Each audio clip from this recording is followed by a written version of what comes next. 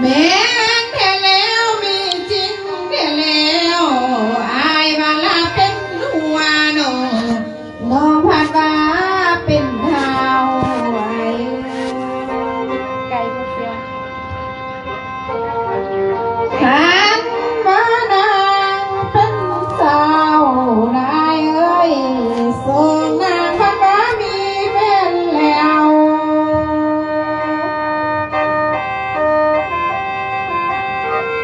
ขันมาใส่ว่าลาโนกับความว่าบ่มีดอกเนื้อไอ้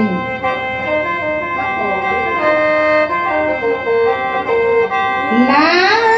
มามือนี้นะอายเอ้ยน้องกันเล่าดีเจอเธอได้อายเอ้ยอายว่าสิได้ได้ลาเอ้ยอายและน้องบ่ได้เกิดร่วมปีสายบ้านน้องอายว่าสิได้เด้บ่ได้มีความทอง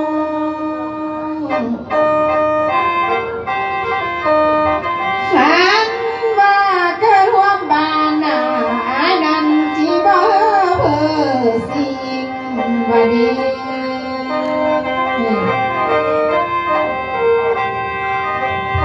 ขันว่านารักเกิดร่วมเมืองนี่นะสิบ่เพ้อตาน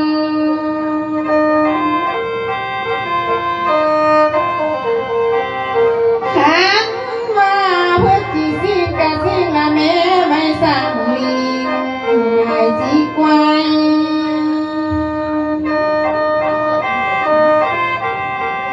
อายก็ว่าเฮ้อน้องโนอันว่าไม่ได้อายมันสิไกวหัวลงบัดนี้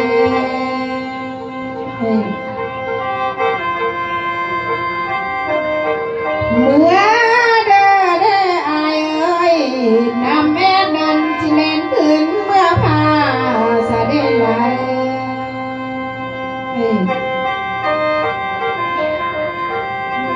เมื่อเด้อเด้แมงหน้านั้นจูพายทงกับดา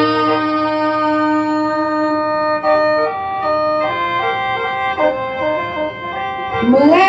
เด้อเด้ออายเอ้ยแมงสาบนั้นจูให้กินข้าวใบเกลือสะเด็ดเมื่อเด้อเด้โตเสือนั้นจิ๋วผัวงัวแม่ลูกอ่อน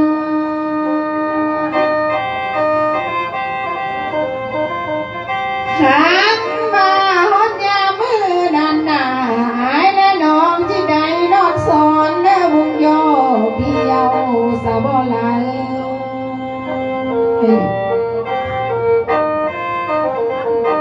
ลากะเรือเธอเด้อายเอ้ยน้องก็ตายเขาโนได้มาจัวผ้าง่ายแล้วเด้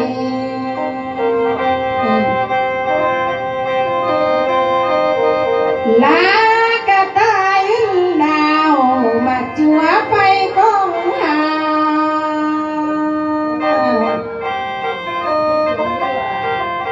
ลาได้มาจัวอายนะ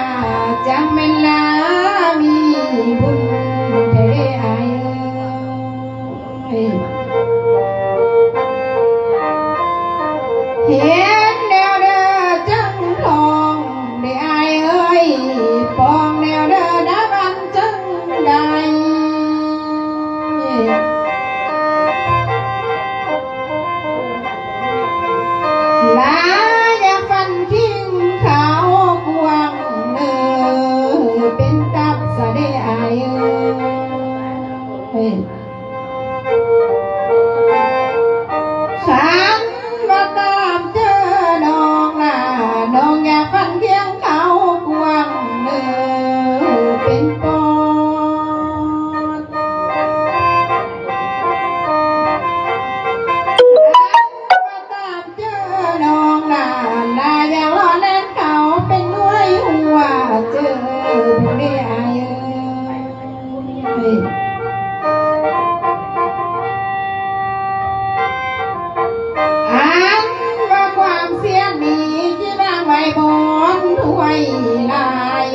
กันเนื้อลา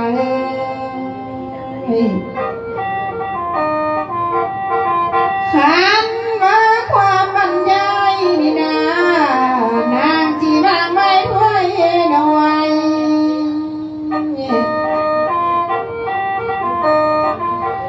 ลาสิเบาจ้อยจ้อยเนื้อน้ำเจ้าเนื้อสันทาคนหนึ่ง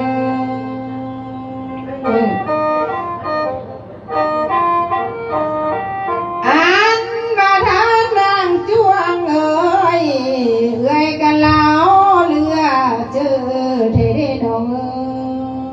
เอ้ยนับแต่นี้เมื่อนานางจ้วงเอ้ยฝนจีฮัมปีกแมงดาและน้องเอ้ยนับแต่นี้เมื่อนานลงจ้วงเอ้ยฝนฮัมตาแมงเมา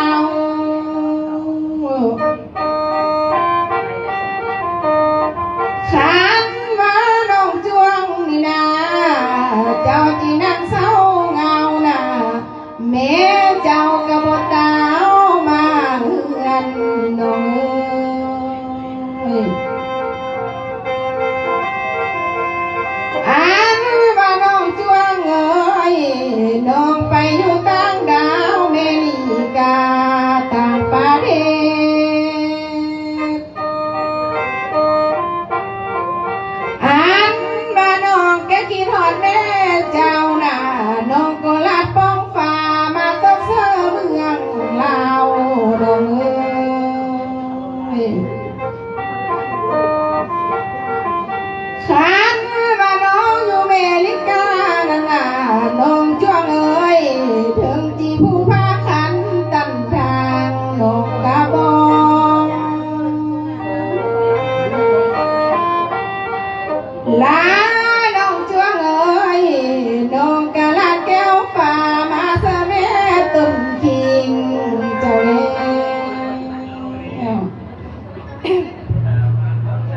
เป้าเธอตัวนี้นะเอากินนาข้าเจ้ากินหมดเราอ่ะกินเถอะเฮ้ยกินเลยเดี๋ยวมันพอดูมันยามันอยู่พันโมงเขา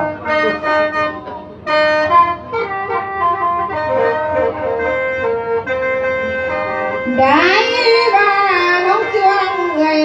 ยถึงจะอยู่กลางดาวแดนไกลต่างประเทศฉันว่าน้องทำได้กินนกกินดูน้องบ่ลืมคงนา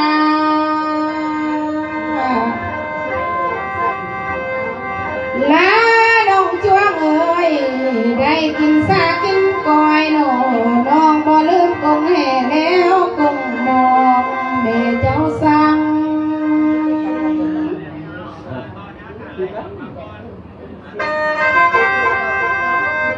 อันว่าบุญแม่บัวทองเจ้าเลี้ยงโง่มันก็นักเกินผ่าคุณมานาก็นักเกินลาน เอาขายเพื่อนเลือกโซ่ไปเลยว่าดูเนี่ยดูนี่ อันว่าต้องมามือนี่นาน้องเอ้ยฉันว่าแม่เป็นใครนี่นาแม่ยังได้ลูกหัวบ่ได้น้องเอ้ย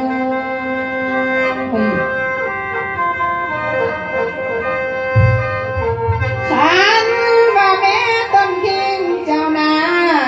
ฉันว่าจะเป็นนี่นาน้องจ้วงบ่ได้วางไว้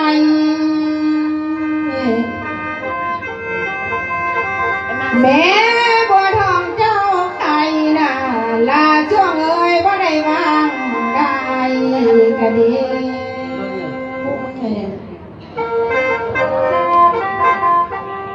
เหมือนแห้งแล้วสาวช่วงเอ้ย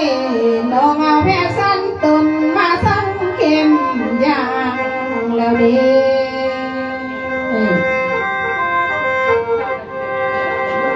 เหมือนแห้งแล้วลาเอ้ยน้องเอาแพรสั้นก้านั้นเข้ามาแทงบาลง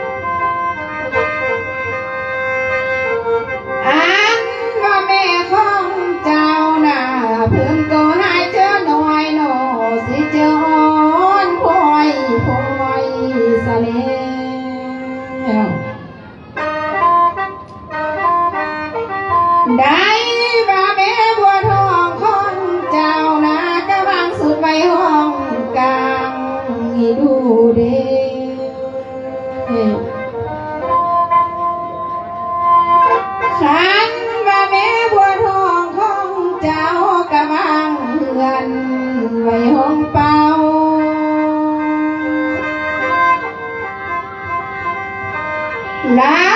ก็ให้ดูเด็ดเอ้ยเทียนนงช่วงเอ้ยเอ้ยจันเอ้ยอันว่าแม่ซุ้มเจ้าน่ะวางสาลูกและเต้าไปสนที่ก่อไฟสะเล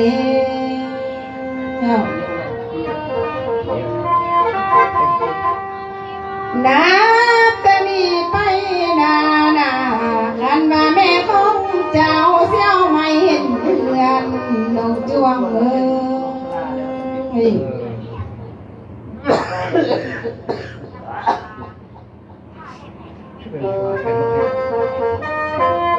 นับแต่นี้เมื่อนาคันว่าแม่บัวทองเจ้าเสียวเดือนเอาดาวเห็นกระบองเลี้ยงตาย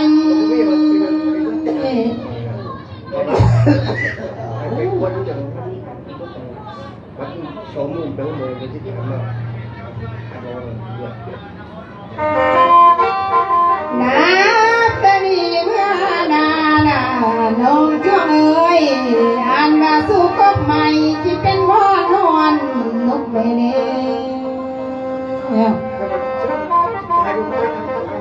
อันว่าแม่ของเจ้านะพื้นจิลาสะลุงและเต่าโนขันมาลาบุนีลาทอนิวมือลา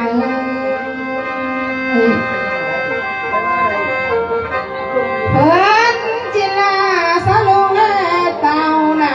ลามือลาทอนิวก่อยอันว่าแม่บัวทองเจ้านาลาในมือและน้อยจำจอยบ่เห็นลา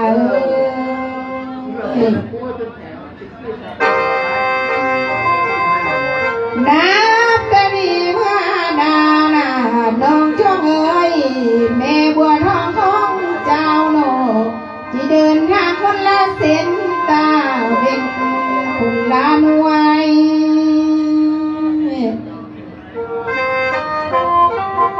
อันว่าแม่บัวทองของเจ้าน่ะที่อยู่คนละหน่วยฟ้าคนละเบิ่งลานลา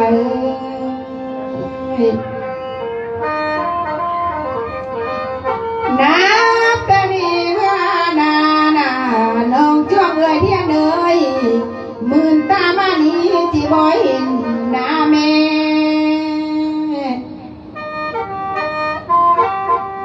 นับแต่นี้เมื่อนาสิหาแม่มาช่วยแกซุ่มเจ้าที่บ่มีแล้วเด้อขันบ่นับแต่นี้เมื่อนาน้องจ้วงเอ้ยน้องได้ทานเท่านี้ที่งานได้ก่อนทุ่งพี่ลา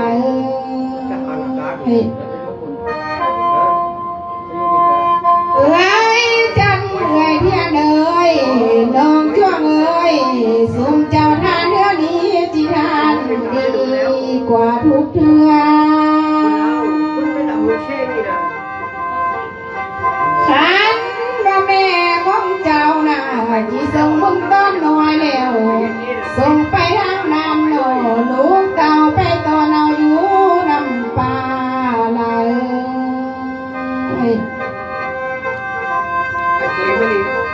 อันว่าแม่บัวทองนี่นะที่ส่งมึงไปทางนาลูกเต่าไปตอนเอาน้ำเขา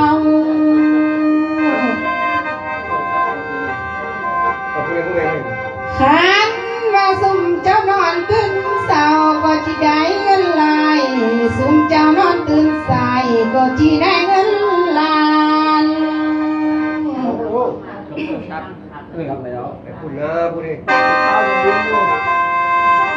ขันว่าซุ่มเจ้าคืนเมื่อบานที่เป็นเจ้าเศรษฐีซุ่มเจ้าจังจะมีบุญใดเสมอเมือง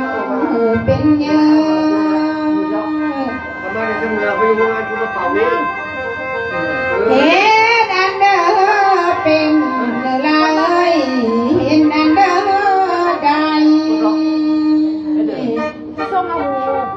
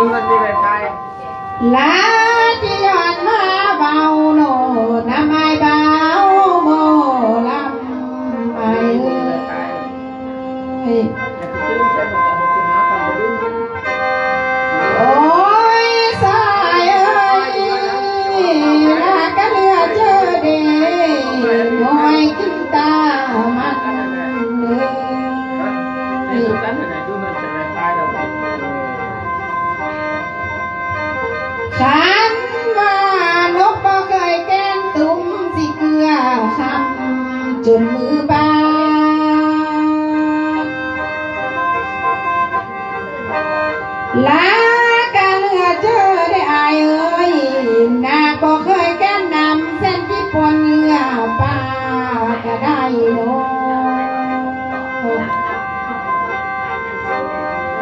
อันว่านาบ่เคยแก้มเขาดำลงมันกายแหว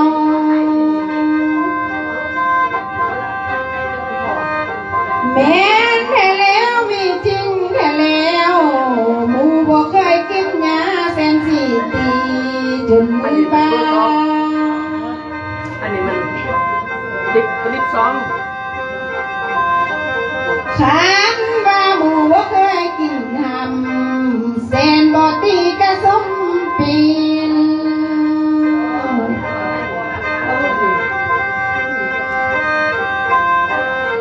อันว่าแก้วหลอมราคาปลอมสุกแดงที่ผัวแพงผู้เพิ่นปล่อยมา จะไปจุดใต้แล้วกันนะแบบมือถือมันก็